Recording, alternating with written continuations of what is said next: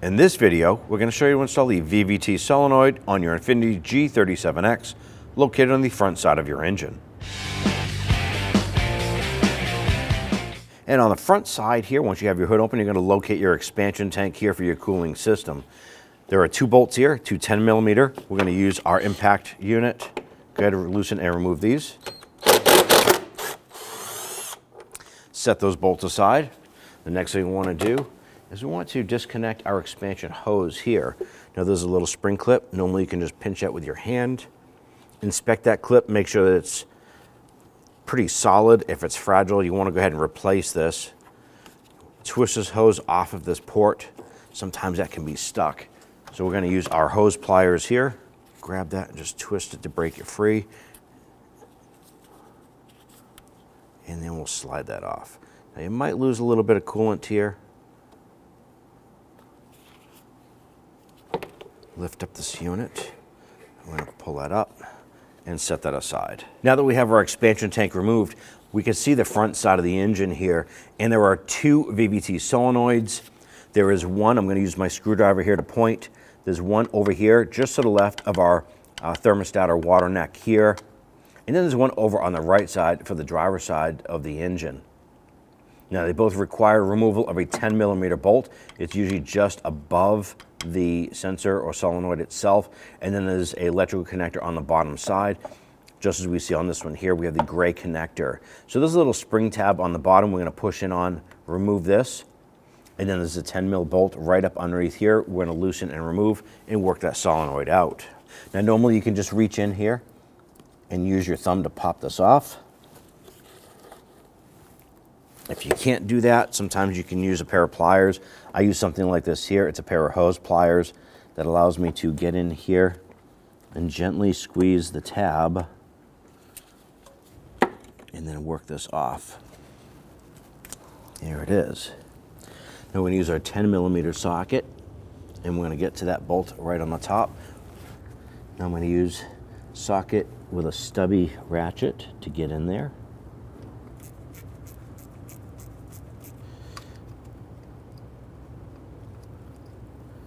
There's the bolt. We'll slide that out, set that aside. Now these solenoids, you can generally spin them a little bit.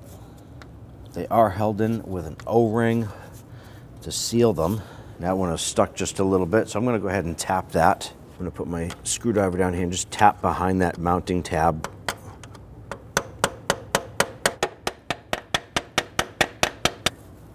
Here we go.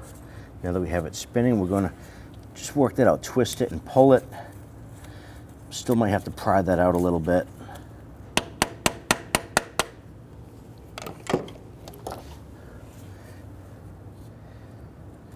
Good, rotate that out. And you can see we're losing just a little bit of oil there. If you want to, you can grab a towel. It's not really necessary. However, if you want to keep the engine bay as clean as possible, tuck a towel there and continue to work this out.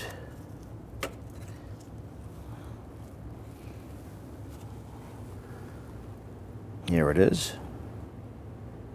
Now with the old sensor out, I want to go ahead and clean the surface here.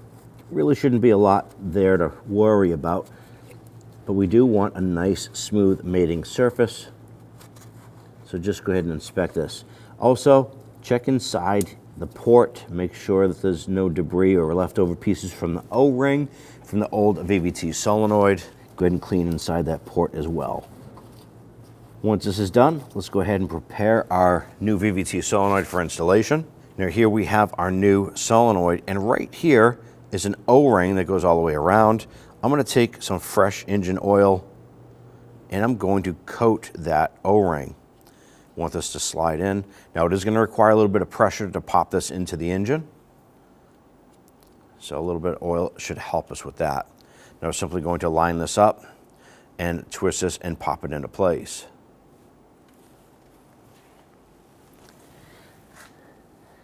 Go ahead and line that up.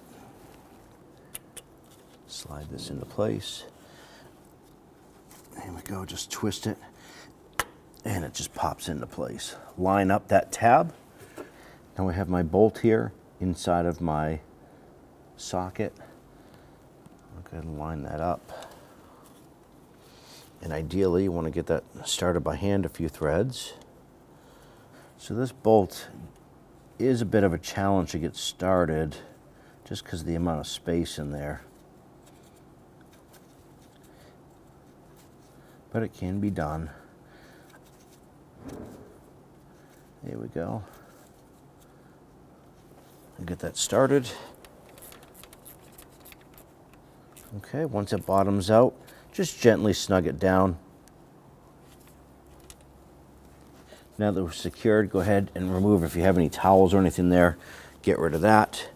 Go ahead and grab that connector, line that up, and push it on.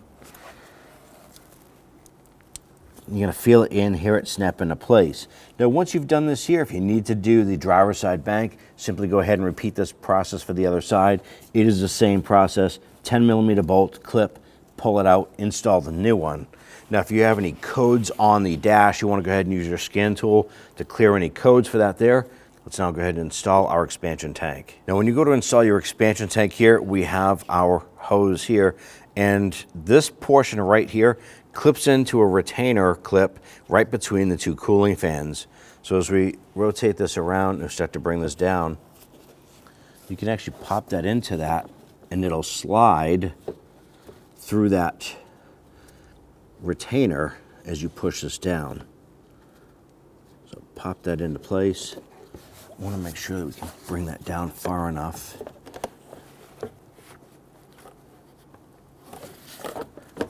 And then go ahead and rest this into place. Let's install our 2 bolts. Gently snug these down. You're just holding a plastic tank in place.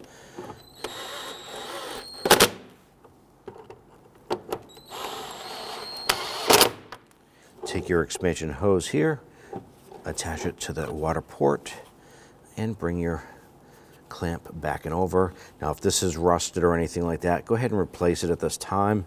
Ours is in good shape, so we're going to pop that into place. Once you've completed this here, if you have any check engine lights on the dashboard, you want to go ahead and clear those, take the vehicle for a road test, and at that point there, you should be all set. When only the best will do, demand TRQ. The only company that lets you view before you do. TRQ is committed to offering the highest quality aftermarket auto parts that are engineered for peace of mind. Thanks for using and viewing with TRQ.